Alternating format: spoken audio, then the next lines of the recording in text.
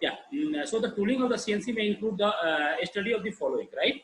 So I already told you these are the cutting tools. These are the cutting tools and the holding device for the tools and the job, right?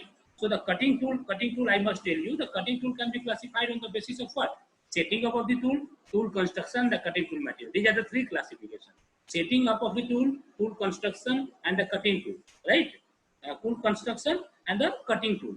So on the basis of, once we are going for on the basis of setting up of the cutting tool, so accordingly you will see, okay. So accordingly you will see the classification on the basis of the setting up of the cutting tool are the preset tools, qualified tools, and the semi-qualified, right? On the basis of, if you are talking about on the basis of the cutting tool construction, that may be the solid tool, bridge tool, and inserted bit tool, okay. And later on the basis of the cutting tool material, so we are using the different several materials for the tooling. That is the high carbon tool steel, high speed steels, cast alloy, cemented carbide, ceramic, scialon, diamond, and the boron nitride. Okay, so beyond this, cemented carbide and all. Say in case of the cemented carbide, ceramic, sialon, diamond, boron, these are the expensive tool material. These are what? These are the expensive tool materials so far. That's what the tool selection is solely, tool selection करते कब है? Tool selection solely depend करता है, वो इन चीजों पे depend करता है. Tool selection. Let 1 minute please.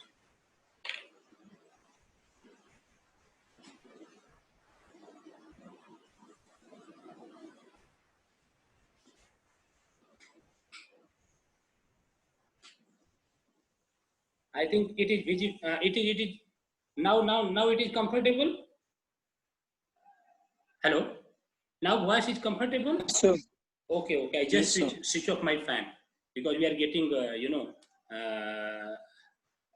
we are getting disturbance from that side. So what I'm telling, the tool selection depends on the type of material and the types of operations. I already told you. Let us suppose we are going to machine the high speed steel. So accordingly, we have to opt the tool material which is hardest than and which is superior than that material what we are work for. So accordingly, we are going to opt the tools. Okay. Let us suppose if we are going to cut the cast iron, if you are going to cut the wrought iron, so accordingly we have to move accordingly, right? अब मान लीजिए आपको बहुत hardest material है, let us suppose we are going to machine for the super alloys, right?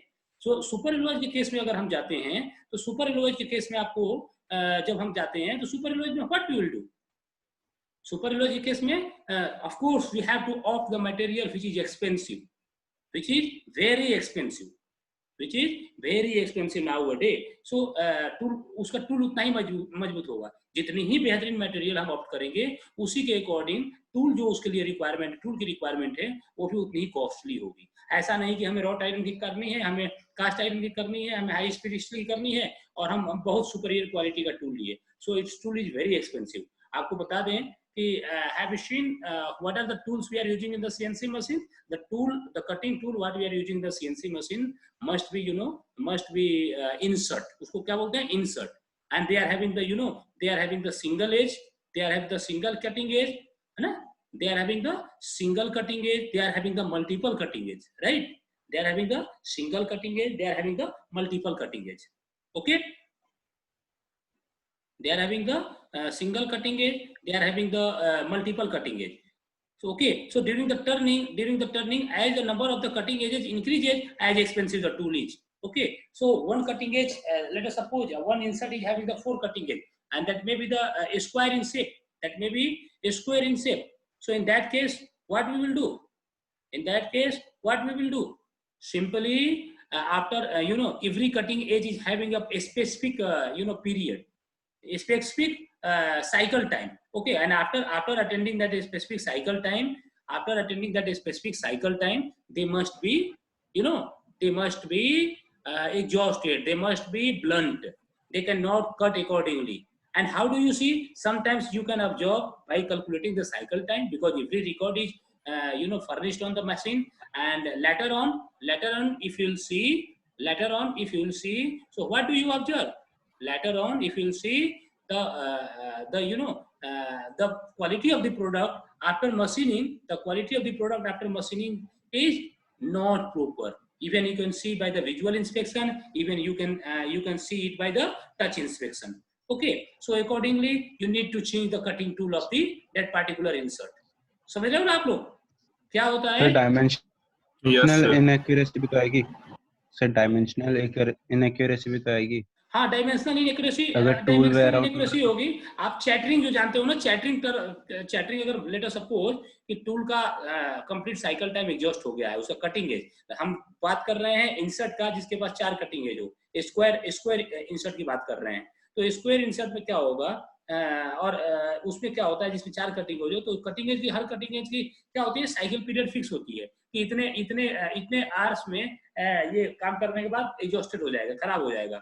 तो कभी कभी क्या होता है कि हमें कैलकुलेशन याद नहीं रहता है, तो हम क्या करते हैं कि जब जॉब की टर्निंग करते जाते हैं, आप देखोगे यस ऑफ कोर्स जब टूल ब्लंट हो जाएगा फिर भी वो कटिंग करेगा, but what the people you people say, yes dimensional accuracy will not attain, मतलब the job or the product produced will be inaccurate because it will not cut properly. And if you will see there may be the chattering pattern that can be monitored by visual inspection, that can be monitored by the touch inspection, and you can easily come to know yes the tool had lost his base tenure, right? Okay, सो जो selection हमने कल बताया था आप लोगों को कि what are the basic component of the CNC system and ISO machine tool definition, right? Okay, so I told you the human body is a kind of machine in which one of our hand is the work holding device and another of our hand is the tool holding device. Okay, and the human brain is the machine control unit. Our head is a machine control unit which can control the whole body activity. Okay, and our eyes are the best transducer. If you will see the things, you can see by the visual inspection, you can observe by the visual inspection that the produced product is not up to the mark, right?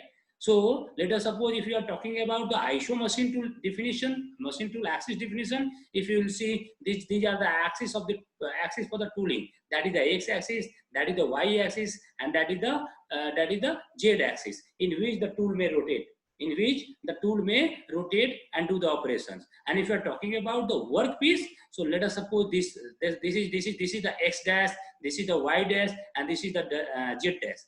इसमें होता क्या है? Let us suppose we are having हमें क्या करना है? Partition करना है। तो पार्टीशन करना है तो हम सिंपली क्या करेंगे?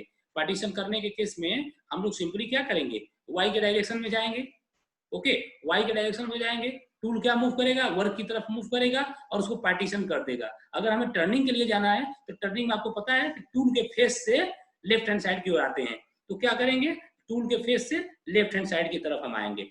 ओके, सो हम टर्निंग हो जाएगा। जो डायमेंशन होगा प्रोग्राम में उतना ही डायमेंशन देना होता है, क्योंकि क्या करता है कि वर्क होल्डिंग डिवाइस जो रहता है जिसको हम लोग चक बोलते हैं, चक उसमें भी होता है, सीएनसी मशीन में भी चक होता है। उसी चक में उसको क्या करते हैं हम लोग क्लैंप करते हैं। क्लैंप करने के बाद फिर टूल पोस्ट मूव करता है और उसकी टर्निंग कर देता है डिजायर्ड शेप में और डिजायर्ड डायमेंशंस में, right? So these are the designated. एक बार हल्का सा बताओ। हेलो, हाँ बेटे बताओ। सर मैं कह रहा था कि थोड़ा सा मतलब एक बार रिवाइज करवाए थे जो आपने अभी पढ़ा है, जस्ट मैं थोड़ा देर हो गया। अच्छा, मैं बोल रहा था बेटा कि I just told you that human body is a best machine. Okay, human body is best machine, and you know what are the robotics work? Robotics works it solely depends on robotic works solely solely on the basis of as the human body is behaving. Robotics का ऐसे ही निर्माण किया गया ना जैसा human body act करता है। हम लोग का जितना भी आप देखते हो हाथ पैर, जितने भी बॉडी के एसोसिएटेड कंपोनेंट्स हैं वो क्या करते हैं? एक दूसरे के साथ असेंबल्ड हैं और एक दूसरे के रेस्पेक्ट में मूवमेंट करते हैं। तो वैसा ही हमने बताया कि let us suppose if we are talking about the human body, we are having the two hands, one hand will act as a work holding device जो कि क्या करेगा? जो उसके मटेरियल को पकड़ के रखेगा, और दूसरा क्या होता है कि दूसरे हाथ में टूल होगा, वो क्या करेगा, उसकी कटिंग करेगा। तो our two hands are behaving like the work holding device as well as the tool holding device, right? As well as the tool holding device. Got it? Yes, sir. And you know, our head is what? Our head is the MCU. If you are talking with respect to the machine, our head will be have as a MCU, machine control unit, and our eyes are the best transducer. Like many of the things that we will get a result by the visual inspection. Okay, by the visual inspection. So our eyes are the best transducer, and the machine control unit, you know, machine control unit, our brain is a machine control unit, and head it is assembled as I already told you in CNC machine and NC machine. Micro computer और the mini computer को उसके ऊपर क्या कर देते हैं, mount कर देते हैं, उसके ऊपर इंटीग्रेट कर देते हैं। वैसे ही क्या होता है, हम लोग के बॉडी के साथ ही हमारा हेड इंटीग्रेटेड होता है, जिस हेड में सारी मेमोरीज होती है और वही सारे ऑपरेशंस को कंडक्ट करता है। ठीक है, अब टूल की हम अगर बात करते हैं, सो टूल के रेस्पेक्ट में अगर बात करते हैं तो आपको पता है कि टूल हर एक्सिस पे मूव कर सकता है। टूल जिसे कटिंग करनी है वो हर एक्सिस के लिए एक्सिस पे मूव कर सकता है। लेट अस सपोज, आप देखिए जैसे हम बात करें एक्स एक्सिस की, ये हुआ एक्स एक्सिस, ये वाई एक्सिस, ये जेड एक्सिस, तीनों डायरेक्शन में वो कटिंग कर सकता है टूल। और वर्क का तो आपको पता है, सम टाइम वर्क में rest on the particular place and some time work में मूव। कभी कभी क्या होता है कि वर्क मूव करता है और कभी कभी क्या होता है वर्क फिक्स रहता है। तो अगर वर्क पीस की बात करें तो वर्क पीस में आप देखिए वर्क पीस किस किस डायरेक्शन में मूव कर सकता है, वर्क पीस उसके एकदम कंट्रेरी में, टूल के कंट्रेरी में वर्क पीस मूव करेगा। Let us suppose x direction में अगर टूल जा रहा है तो एक्स डायरेक्शन पे उसका क्या होगा, वर्क पीस की एक्सिस होगी। अगर वाई डायरेक्शन में जा रहा है टूल तो वाई डायरेक्शन में वर्क की स्थिति होगी, तभी तो वाई एक्सिस में मूव करेगा। Let us suppose we are going for the facing, तो फेसिंग में क्या करेंगे, ये मान लीजिए कि हमारा वर्क पीस है, तो फेसिंग में हमारा टूल कहाँ जाएगा, उसके फेस पे एकदम 90 डिग्री पे मूव करेगा। मूव करता है, लेथ मशीन में आप फेसिंग किए होंगे तो आप जानते होंगे।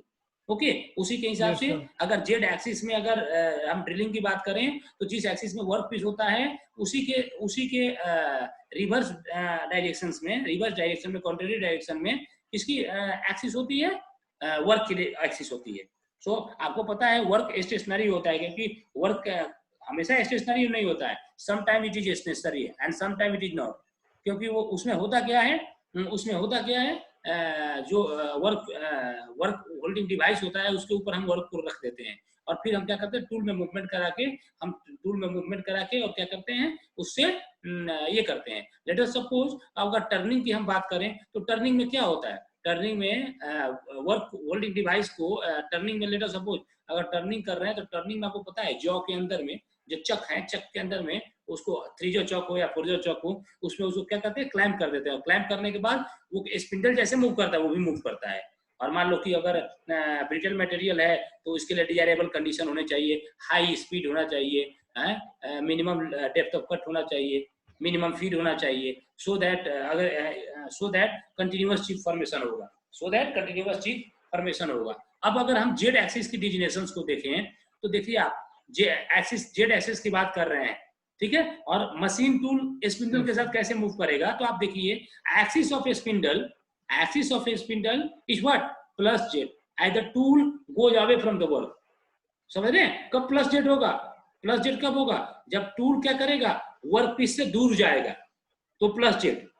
Okay, and machine tool with no spindle, let us suppose अगर मशीन टूल है और उसमें स्पिंडल नहीं है, उस केस पे क्या होगा, that may be the perpendicular to the work holding surface.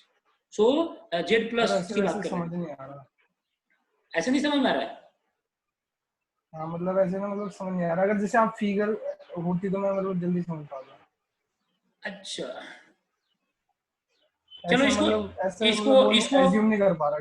चलो इसको मैं कोशिश करूंगा फिर नेक्स्ट क्लास में मैं समझाने की, ठीक है, तो इसको मैं स्किप करता हूँ। नेक्स्ट क्लास में कोशिश करूंगा कि तुम्हें एनिमेशन से समझाएं, ठीक है? यस सर, वो सही, so that you will grab it properly. अब देखो, we are talking about the right hand rule. Okay, so we are talking about the vertical machine. Okay, vertical machine में आप लोग जानते होंगे, वर्टिकल मशीन जो भी होता है, वर्टिकल मशीन में आप किसको वर्टिकल मशीन मानते हैं?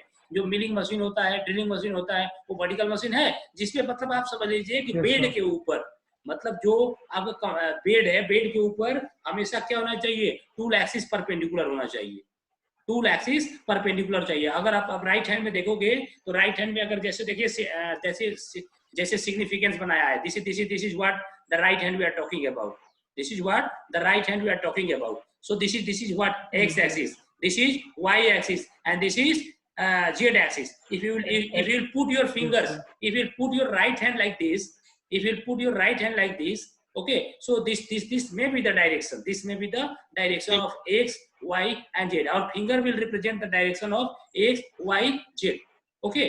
And if you are talking about the horizontal machine, so what is the difference between horizontal and vertical machine? हमेशा ध्यान रखिएगा कि वर्टिकल मशीन में हमेशा टूल क्या होगा, हाँ, टूल की एक्सिस क्या होगी, बेड के ऊपर परपेंडिकुलर होगी, वर्टिकल की बात कर रहा हूँ, ये देख रहे हैं ना, दिस में be the tool axis, and tool must be vertical, must be 90 degree perpendicular to the bed of the machine. इस मशीन बेड के मिलिंग मशीन के बेड जो है और ड्रिलिंग मशीन का जो बेड है, इस बेड के ऊपर हमेशा टूल का पोजीशन जो होना चाहिए वर्टिकल होना चाहिए, राइट। सिमिलरली आप देख लो यहाँ पे हॉरिजॉन्टल मशीन क्यों बोल दिया गया, बेड तो हॉरिजॉन्टल है ही, okay, then tool axis is also horizontal, this is supposed to be the spindle on which we are mounting the tool, देख रहे हैं ना, this may be the z direction, here the z direction is parallel to the surface, z direction is the parallel to the bed, and here z axis is the tool axis is perpendicular to the machine bed, right.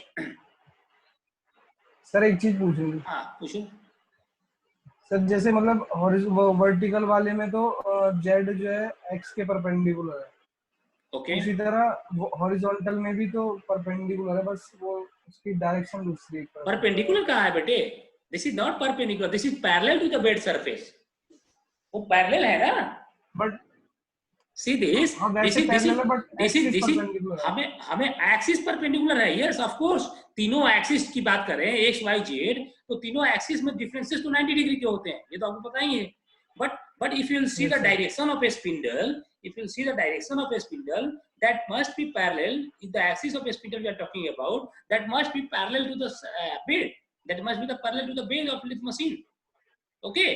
But moreover the all axes, x axis, y axis and z axis, they are perpendicular to each other, right? So if you see a standard lathe machine, if you are familiar with the standard lathe machine and their coordinate system, you must see this is a machine axis, this is what, this is a machine axis. If you see, this is a machine axis, this is a three-jaw chalk, this is a tool post which will move on the lead screw, okay. So this is the dead center, okay, and this is the handle by which we are going to move it manually, तो आप देखिए इसी में क्या होगा, इसी में ना हम अपने जॉब को क्या करते हैं, क्लैंप करते हैं, we are going to clamp our job in that chuck, okay, three-jaw chuck, okay और इसमें करते हैं तो आप देखिए ये क्या होता है, ये हॉरिजॉन्टल इसके पैरेलल है, spindle is parallel to the bed, spindle किसके पैरेलल है, बेड के पैरेलल है, अच्छा, लेकिन आप जो टूल पोस्ट देख रहे हैं जिसके ऊपर टूल माउंट है, और ये जब मूवमेंट इसमें होगी वो कैसे मूव करेगा, वो भी बेड के मूवमेंट बेड के पैरेलल होगा, लेकिन टूल उसके ठीक परपेंडिकुलर होगा, मूवमेंट बेड के पैरेलल होगा, बेटा ध्यान रखो क्या बोल रहा हूं मैं, मूवमेंट जो होगा, लीड स्क्रू जो मोशन प्रोवाइड करेगा टूल को वहां तक ले जाने के लिए, वर्क पीस के लिए, वो क्या होगा, बेड के पैरेलल मूव करेगा, लेकिन जब कटिंग करेंगे, जब टूल की मूवमेंट कराएंगे, कटिंग तब होगा जब दोनों एक्सिस एक दूसरे के परपेंडिकुलर होंगे। Late us suppose there may be the x axis, on which we are going to put the job को हम अगर एक्स एक्सिस यहाँ क्लाइंब करते हैं तो जेड का जो एक्स एक्सिस होगा, ठीक है, टूल क्या होगा, टूल जैसे मूव करेगा तो पैरेलल टू द बेड होगा, पैरेलल टू बेड मूव करेगा, लेकिन जब कटिंग हम करेंगे तो tool is perpendicular to the axis of the shaft और axis of the work piece, ठीक है, वो परपेंडिकुलर करेगा, और जितना आप डेप्थ ऑफ कट देंगे, जितना आप फीड देंगे, उसी के अकॉर्डिंग वो कटिंग करेगा, उसी के अकॉर्डिंग वो क्या करेगा, कटिंग करेगा, ठीक है। So that may be let us suppose we are going for the turning, तो इसका अगर प्रोफाइल व्यू देखिएगा और you can see the profile view और हाँ टॉप व्यू, तो आप देखिए ये देखिए इस तरह का दिखेगा आपको सामने से कैसा दिखेगा? दिस में भी दिस। ओहो, एक बार आते नहीं है बच्चे, एडमिट ही करते रह रहा हूं मैं। Okay, so you may see like this. You may see like this. If you'll see it from the top view. Okay. So this is clamped. This may be clamped to this, right? अब देखो आप, ये z axis है, ठीक है बेटे, ये z axis है।